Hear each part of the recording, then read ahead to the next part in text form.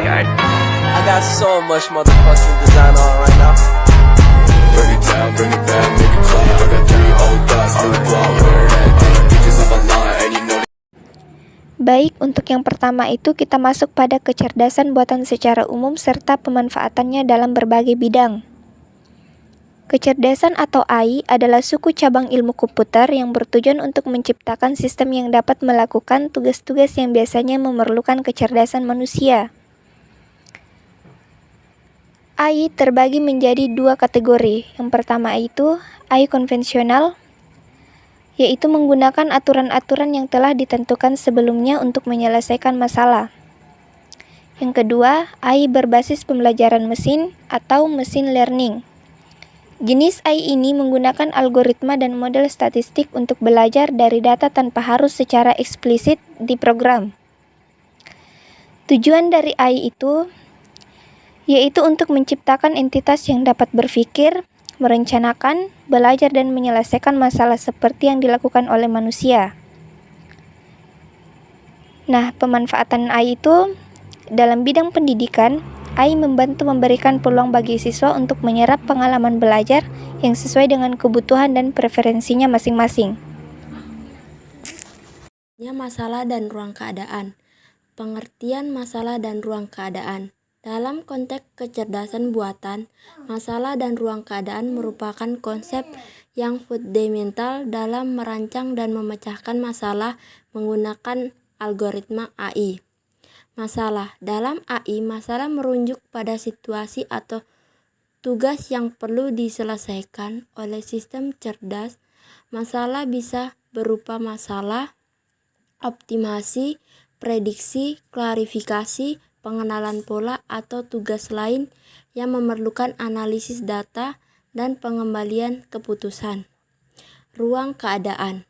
Ruang keadaan atau state space adalah kumpulan dari semua kemungkinan keadaan atau kondisi yang mungkin terjadi selama pemecahan masalah. Teknik umum. Beberapa teknik umum yang digunakan dalam pemecahan masalah AI melibatkan algoritma pencarian dan penyelesaian masalah, seperti algoritma genetik, pencarian heuristik, atau pendekatan berbasis jaringan saraf atau neural network. Yang berikut yaitu blind search dan heuristic search. Pengertian blind search dan heuristic search adalah 2 pendekatan yang berbeda dengan algoritma pencarian yang digunakan dalam kecerdasan buatan untuk menemukan solusi dalam ruang keadaan. Blind search. Blind search adalah pendekatan pencarian tanpa informasi tambahan tentang keadaan atau target yang ingin dicapai. Heuristic search. Heuristic search menggunakan informasi tambahan atau heuristik untuk membimbing pencarian dalam ruang keadaan. Kesimpulan, pencarian heuristik seringkali lebih diutamakan dalam masalah pencarian yang kompleks karena mereka dapat menyajikan solusi lebih cepat dibandingkan dengan blind search yang hanya mengandalkan percobaan dan keberuntungan. Representasi pengetahuan. Pengertian representasi pengetahuan adalah cara bagaimana informasi atau pengetahuan dapat diorganisir dan diwakili dalam sistem kecerdasan buatan agar dapat dimengerti dan digunakan oleh komputer atau agen cerdas. Tujuan dari representasi pengetahuan adalah untuk memungkinkan sistem AI memahami dunia yang kompleks dan beragam, menyimpan informasi, menarik kesimpulan, dan membuat keputusan berdasarkan pengetahuan yang dimiliki. Representasi pengetahuan berfungsi sebagai dasar untuk analisis, pemecahan masalah, dan pengembalian keputusan oleh sistem AI. Teknik representasi pengetahuan. Berbagai teknik digunakan untuk mempresentasikan pengetahuan termasuk struktur data, grafik, jaringan saraf, logika, dan bahasa format. Selanjutnya yaitu sistem pakar. Pengertian sistem pakar. Sistem pakar adalah sistem kecerdasan buatan yang dirancang untuk meniru kemampuan dan pengetahuan seorang pakar manusia dalam suatu bidang tertentu. Tujuan utama dari sistem pakar adalah memberikan solusi dan rekomendasi yang cermat dan konsisten untuk masalah-masalah yang kompleks dalam domain spesifik. Cara kerja sistem pakar menggunakan aturan-aturan logika dan teknik inferensi untuk mengambil keputusan, memberikan rekomendasi, dan menjawab pertanyaan yang berkaitan dengan bidang pengetahuan tersebut. Bidang sistem pakar. Sistem pakar telah diterapkan dalam berbagai bidang termasuk kedokteran, teknik, keuangan, dan banyak lagi. Oke, selanjutnya itu adalah fungsi logik. Pengertian fungsi logik adalah suatu metode logika dalam kecerdasan buatan yang memungkinkan pengakuan atas ketidakpastian dan keambiguan dalam pengambilan keputusan. Adapun konsep fungsi logik yaitu berbeda dengan logika klasik yang hanya mengenal nilai kebenaran (1) dan nilai salah (0). Fungsi logik memperkenalkan konsep nilai keanggotaan yang dapat berada di antara dua nilai ekstrim tersebut, seperti setengah benar (0,5).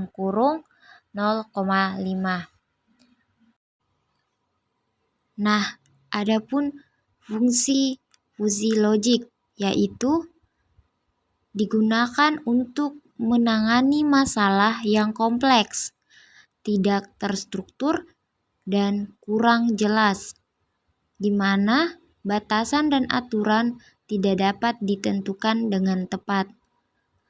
Kesimpulannya yaitu fungsi logik memungkinkan sistem cerdas untuk memproses data yang kurang pasti dan menghasilkan solusi yang lebih fleksibel dan toleran terhadap ketidakpastian. Materi selanjutnya yaitu multilayer perceptron.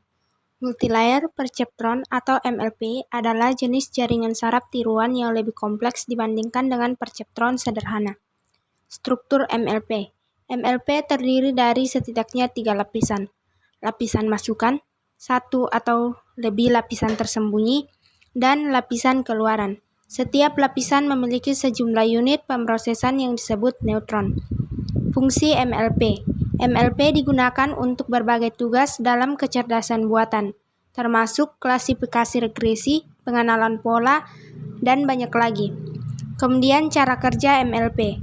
Informasi mengalir maju melalui MLP di mana setiap neuron dalam lapisan tersembunyi menghitung bobot dan fungsi aktivasi untuk menghasilkan keluaran. Nah, selanjutnya kita masuk pada jaringan saraf tiruan perseptron. Jaringan saraf tiruan perseptron adalah salah satu model sederhana dari jaringan saraf tiruan dalam kecerdasan buatan. Cara kerjanya itu, proses pembelajaran perseptron dilakukan dengan mengubah bobot pada setiap neuron berdasarkan perbedaan antara keluaran yang diharapkan dan keluaran aktual. Ini dikenal sebagai aturan pembelajaran Hebbain. Dan untuk konsepnya, perseptron terdiri dari satu atau beberapa unit pemrosesan sederhana yang disebut neuron. Setiap neuron menerima beberapa masukan yang kemudian akan diproses dengan bobot dan fungsi aktivasi untuk menghasilkan keluaran. Jadi kesimpulannya itu, meskipun sederhana, perseptron memiliki peran penting dalam sejarah perkembangan jaringan saraf tiruan dan menjadi dasar bagi pengembangan model jaringan saraf yang lebih kompleks seperti multilayer perseptron atau MLP. Berikut contoh penerapan AI dan cara kerjanya. Yang pertama itu Tokopedia. Penerapan kecerdasan buatan atau AI dalam bidang e-commerce telah menjadi tren yang semakin populer dalam beberapa tahun terakhir. Penerapan AI pada aplikasi Tokopedia memberikan banyak manfaat bagi pengguna. Pertama, AI memungkinkan aplikasi untuk memberikan rekomendasi produk yang lebih tepat dan personalisasi sesuai dengan preferensi dan riwayat belanja pengguna. Ini meningkatkan kemungkinan pengguna membeli produk dan juga meningkatkan kepuasan pelanggan. Selain itu, AI pada aplikasi Tokopedia juga dapat membantu dalam pengelolaan inventaris dan pengiriman produk. AI dapat membantu memantau stok barang dan memprediksi permintaan produk yang tinggi, sehingga penjual dapat mengelola persediaan mereka dengan lebih efisiensi. Selanjutnya yang kedua yaitu adalah Canva.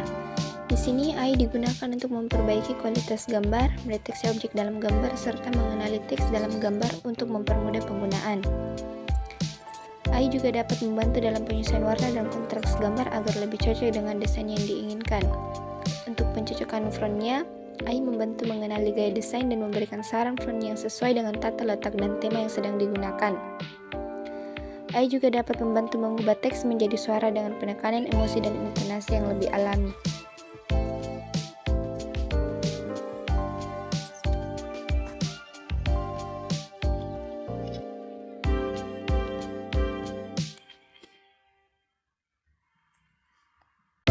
Nah, yang ketiga itu Brimo.